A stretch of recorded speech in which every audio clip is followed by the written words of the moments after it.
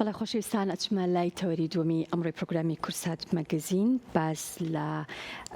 بەرهەمێکی زۆر گرنگ و تایبەتیەکین کە ئەوێش کتێبی بنەما سەرەکیەکانی ئەرشیفی نیشتیمانی باشووری کوردستان و ئەم کتێبە پێم خۆشە ئاماژە بەوە بم کە یەکەمین هەوڵێکە بۆ کۆدینگی دامەزراوەکانی کابینی حکوومەتی هەرێمی کوردستان و یەکەم کتێبیشە کە تایبەتە یاخود لەسەر ئەرشیفی نیشتیمانی کاری کردووە. قسە و باسی زیاتر لەسەر کتێبەکە و ناوەڕۆکە دەوڵەمەندەکەی ناو ئەم کتێبەکەم لەگەڵ زۆر بەڕێز جەزا ئەحمەد شارەزا لە بواری ئەرشیف و کتێبخانە. کاک جەزا دووبارە بەخێر هاتیتەوە، بەخێربێی سەرچاو. زۆر سوپاس. دوجار خەونەکەت هاتەدی کتێبەکەت لەکوێ دەست پێ کردووە و بەچی دەست پێ ئەکات؟ کتێبەکە لە سەرەتای دروستبوونی مێژووی ئەرشیفەوە دەستم پێ کردووە. یەکەم شت بە نووسین، دوایی بە قەواڵە و بە ئەو نووسراوانی کە لەسەر قەواڵەکاندا ئەندرێن چۆنەکرێ بە ئەرشیف، پرۆسەی ئەرشیفکردن، ئەرشیف خۆی چییە، ئامانجی ئەرشیف چییە، خانەی ئەرشیفی چییە، بۆچی گرنگە ئێمە خانەی ئەرشیفیمان هەبێت لە وڵاتەکەماندا. لە دوایەوە هاتوومەتە سەر جۆرەکانی بابلی مەتریاڵەکانی ئەرشیفەکردن کە بریتیە لە یەکەمیان لە کاغەز، دووەم لە وێنە، سێم لە دەنگ، چوارەم لە ڕنگ، پێنجەم دەنگ و ڕنگ، شەشەم بریتیە لە نەخشە، حوتەم لە پول، هەشتەم لە پارە، نۆیەم لە لافیتات، دەیەم لە بەردەنووس. ئەمانە هەمووی کەرەستەکانی ئەرشیف. زۆر باشە. کاتە بە هەر لە قسەکانی خۆت با بڵین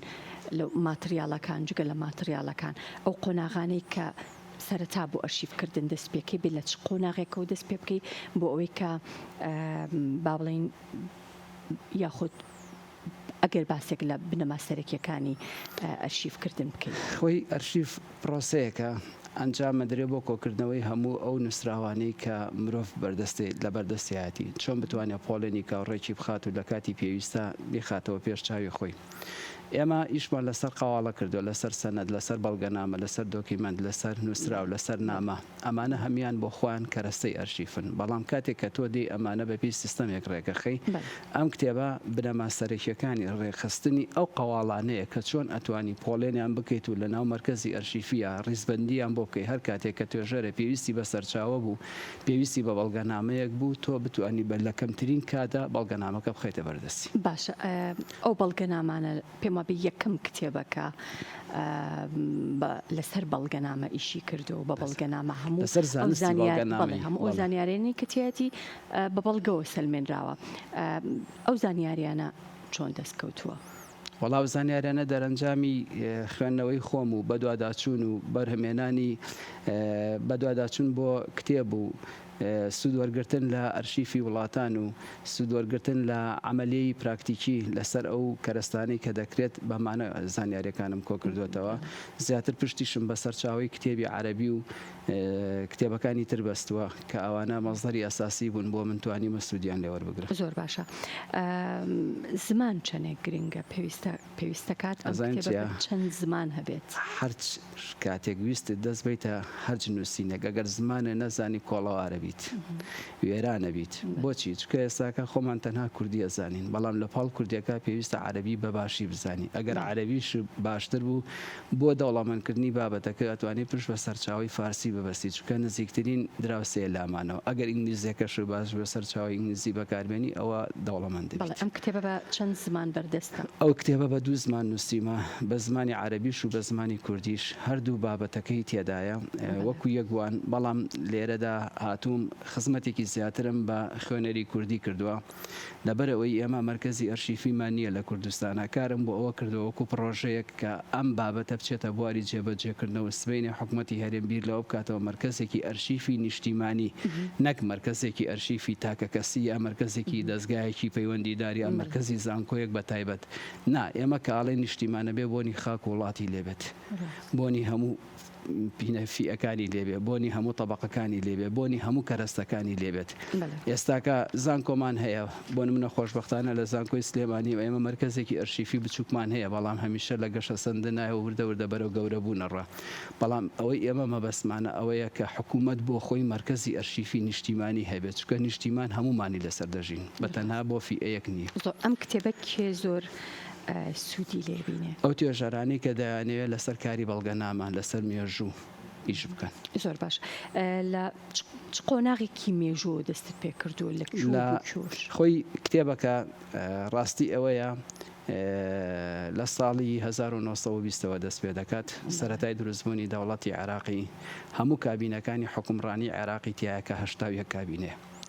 لە 25 دەی ساڵی 1920ەوە کە یەکەم کابینی حکوومەتی عراقی دروستەکەی لە سەردەستی عەبدوڕەحمان نەقیب و یەکەم وەزیری کوردیش کە تایە بەشدارە و وەزارەتی بەرگری عراقی دروست کردووە کە کوردە و خەڵکی ناوچەی ئاغجەلەر و دێ عسکەرە کە پێی دەوترێت جعفەر عسکەری ئەو وەزیری دیفاعەکەی بۆ ئالێەوە دەستم پێ کردووە هەموو ئەوانە بە بەڵگە و بەداتا و بە ناوی هەموو هەندێکی وێنەشی تایە بەڵێ وێنەی تێدایە وێنەکان خۆن گزارش لەوەکە کە چۆن بتوانانی نووسینەکان بەهێزکەیت بابەتی ئەم کتێبە خۆی لە خۆیدا پۆڵێنی فەرمانگەکانی حکوومەت لە سەردەمی مەلەکی و جمهوری یەکەم و جمهوری دووەم و دوای ڕۆخانی سەدام حوسێن و ئەنجا من بە تایبەت ئیشم لەسەر کێ کردووە لەسەر حکوومەتی هەرێم کردووە لە ساڵی 1992 کە حکوومەتی هەرێمی کوردستان تەشکیل بوو هەتاکو ئەمڕۆ کە 2023 و مانگی 11 هەتا 6 11 ئیشم لەسەر کردووە هەچیە کرابێت هەتاوەکو ئەو ساتانە کارم لەسەر کردووە هاتووم کابینەکانی حکوومەتی هەرێمم پۆڵێم کردووە هەر کابینەیەک لە چەند وەزارەت پێگاتووە هەر وەزارەتە و کۆدی تایبەتی خۆی ماوەتەیە ئەمجا ئەم وەزارەتانە دابش بوون بەسەر فەرمانگەکانیانە هەر فەرمانگەیەک چەند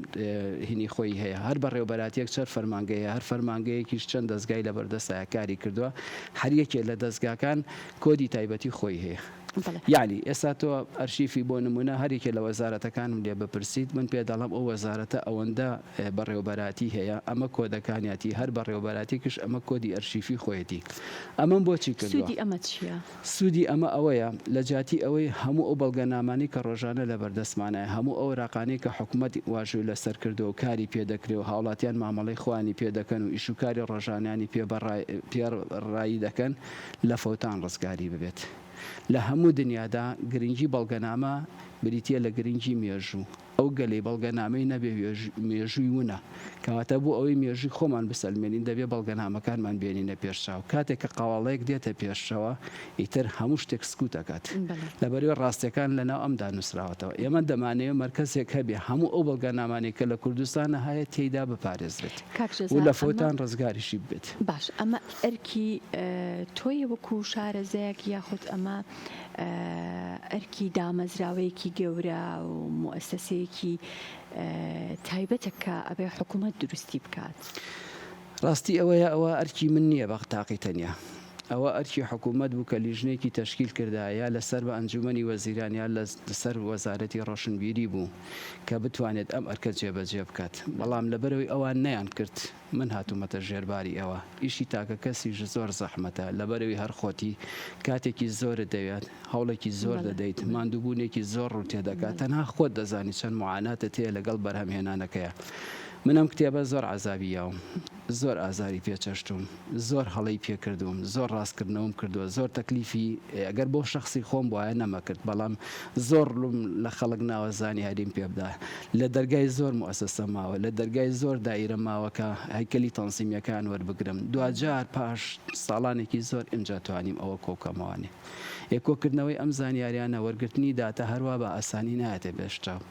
و ناژێتە بەردەست دامەزرا و شوێنانەی کە سەردانت کردوون بە تایبەتی بۆ وەرگرتنی دادا لەوە گەشتون کە ئەم کتێبە گرنگێکی زۆر تایبەتی هەیە هەندێک جار نەخێر هەندێک جاریش وەڵامیان داومەتەوتیانە لە دەسەڵاتی ئەمادان نیە بتوانین هاوکاری بکەین ئەبێ بچی موافقەتی وەزیر وەرگری بۆ ئەوی شتێکی ئاوا وەرگریت. باشە بەڵام شتێکە حەزەکەمەوەت پێ بڵم من 3386 مؤسسەی حکوومەتی هەرێمم کۆدین کردووە یەک لەبەردەستە ناوەکانی بخوێنەرەوانێ تەماشایکە بۆ یەک جاریش ناوی نیشتیمان لە هیچ مؤسسەیەکی حکوومەتی هەرێمان نهاتوو. ناوی نیشتیمان کە ئاڵێن نیشتیمان کوردستان بێ بۆ یەک جاریش لە مؤسسەتەکانی حکوومەتی هەرێمدا بوونی نییە کە ئەوە زۆر خراپە. لە حکوومەتی هەرێم پرسە. ئەگەر ئەمە ئەرکی دامەزراوەیەکی تایبەت بە ئەرشیف بووە زانیاریەکان ورتر و چڕتر ئەبوو بە دڵنیایی ئەزانی بۆ خۆی ڕای دوو کەس لە یەک کەس باشترە دە کەس لە یەک کەس باشترە. من لە غەڵەت خۆم پاراستووە بەڵام لە خەتە بێبەری نیم. یعنی هەڵم تێدا هەیە ئاعترافەکەم هەڵم تێدا هەیە بەڵام بەسەرما تێپەڕیوە. بەڵام ئەو هەڵانە ناکاتەوەی من غەڵەت بم. دەکاتە ئەوەی کە من شتێکم لە یاد کردوێ لە بیرم چ بێ پاش و پێشم کردبێ ئەمانە ڕوو ئەدات. هیچ ئینسانە نییە لە ژیانە کامل بێت بۆ معلوماتێ. من بە درێژایی ژیانی خۆم کە 36 ساڵە لە کتێبخانە کارەکەم و ئەو مادەیەشم وتۆتەوە کاتی خۆی لە مەحەدا بۆ معلوماتێ. هیچ کتێبێکم نەبینیوە کە نەنووسراوێت داوای لێبوردنەکەین لە هەرکەم و کوڕیەک تەنها قورئان نەبێت یا نووسراوە ذالک الکیتاب لا ڕیب فیه ئەویش خواوەندە تا ئێستا هیچ کەس نەیتوانیوە ڕەخنەی لێ بگرێیان هەڵەیەکی پێڕاستکاتەوە. بەڵام کتێبەکانی وانی کە مرۆڤ بەرهەمیێنن هەمیشە پڕن لە هەڵە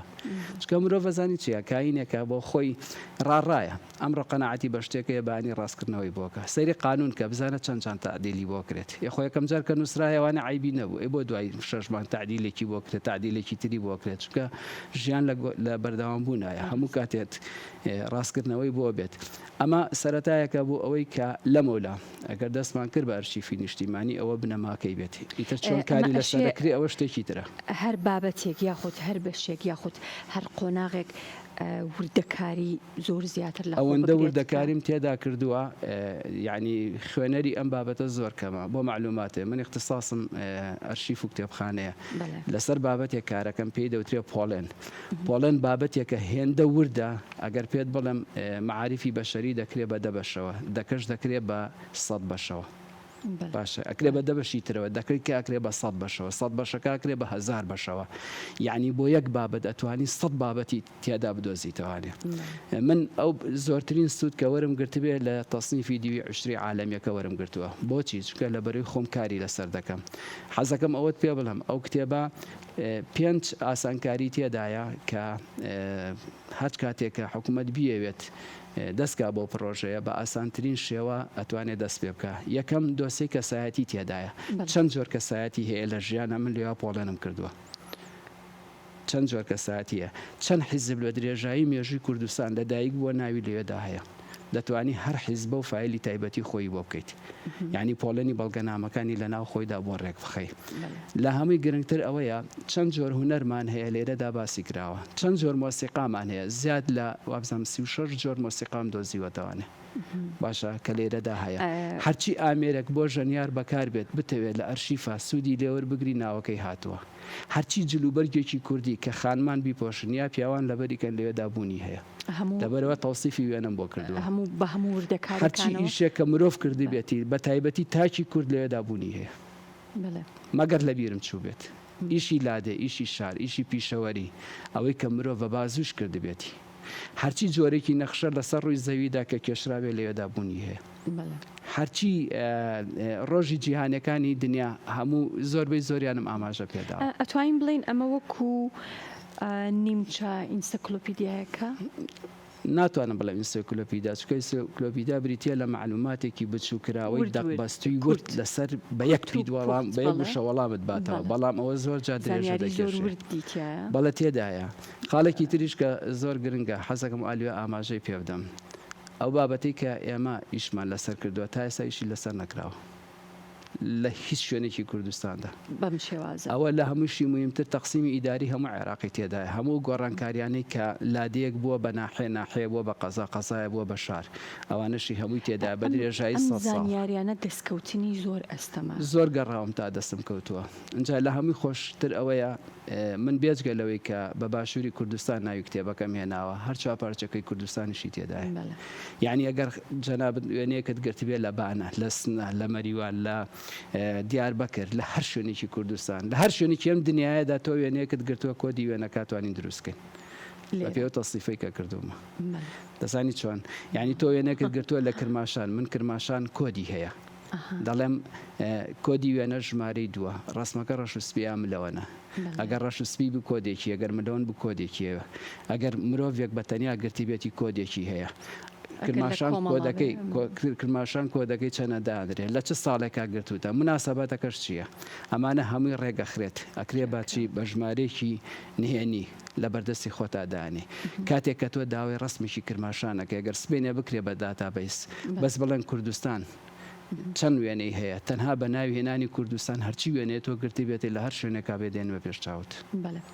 وڵاتانی تر زۆر بەوردی کاریان لەسەر ئەم جۆرە ئەرشیف و ئەم داات وڵی دوو مانگ پێش ئێستا لە شتوتگارت بووم لە مرکزی ئەرشیفی شتوتگارت من بۆ ئەو کتێبە 4 جار سەردانی ئەوروپام کردووە جارێک لە مرکزی ئەرشیفی سویدی ئەم جارە لە مرکزی ئەرشیفی شتوتگارت ئەو کتێبەشم بە دیاری پێشکەش بەوان کرد هەرچەنە کتێبی تێستیش بوو وەڵام لەبەری ئەستەکەم لەبەردەستانە بوو هەر ئەوە بوو زۆریان پێخۆش بوو کاتێککە باسی ئەومان کرد ئێمە کتێبێکی ئامان داناوە ئەوان زۆر تەعجوبیان لاوە ئەو نهێنیانە چۆن بە خەڵکەوترێ یعنی چۆن تۆ توانێ شتانە هەمی بێ بە خەڵک ئاشکرا ببێت ئێمە بۆ خۆمان لە مرکزی ئەرشیفیە کە بەڵگەنامەیە گێتە بەردەستمان کۆدەکەیمان بۆ دەنێرن دەڵێنەوە کۆدەکەیەتی نەک خۆمان چین دایبنین یعنی ئەوانەوە نە تەحەفوز بە کۆدەکانی شەوەکەن ئێمە کۆدەکانمان ناوە بە حکوومەتی هەرێم دەڵێن ئیشی لەسەر بکە ئەو قۆناغانەی کە پێشووترە تۆ خۆت باسە کرد کە هەندێک قۆناغی مێژووی کە لە ساڵی 1920 دەستی پێ کردووە هەمان شێوانش وردەکاریەکانی لە ساڵی 1920 حکوومەتی مەلەکی یەکەم مەلەکی دووەم مەلەکی سێم تاوەکو 58 لە ماوەی ئەو 38 ساڵە 59 کابینەی وەزاری پێکاتوە پاشان لە 50 هەمووی تێدا یعنی زۆر پێوەی ماندوو بووم ناوی هەموو سەرک وەزیرانەکانی تێدا ناوی هەرچی وەزیرە کوردە بەشداربووەکانی حکوومەتی عێراق و حکوومەتی هەرێمە لە هەردووچە هەیە دەستەکانت خۆش بێ ئەم کتێبە بڵاو نەکراوەتەوە ئەمڕۆ بڵاومان کردەوە لە زانکۆی سلێمانی داهاتەکەشی پێشکەشە بە خەستەخانەی هیوە هەر کەسی ژەوێ کتێبەکە بکڕێ نرخی کتێبەکە 20 دینارە 20,000 دینارە ئینشاءڵڵا لە پێشەنگای نێودەوڵەتی کتێب لە چەند شوێنێک دایانین بۆ فرۆشتن دیارە تەخفیزاتیشی بۆەکەین و داتەکەشی پێشکەش بێ بە خەستەخانەی هیوە دەستەکانت خۆش بێ ئەوە دیاری زانکۆی سلێمانی و دیاری ئێمەیە بۆ ئێوەش سپاس بۆ تۆ زۆر بەڕێز جەزا ئەحمەد شارەزا لە بواری ئەرشیف و کتێبخانە دووبارە بەخێر هات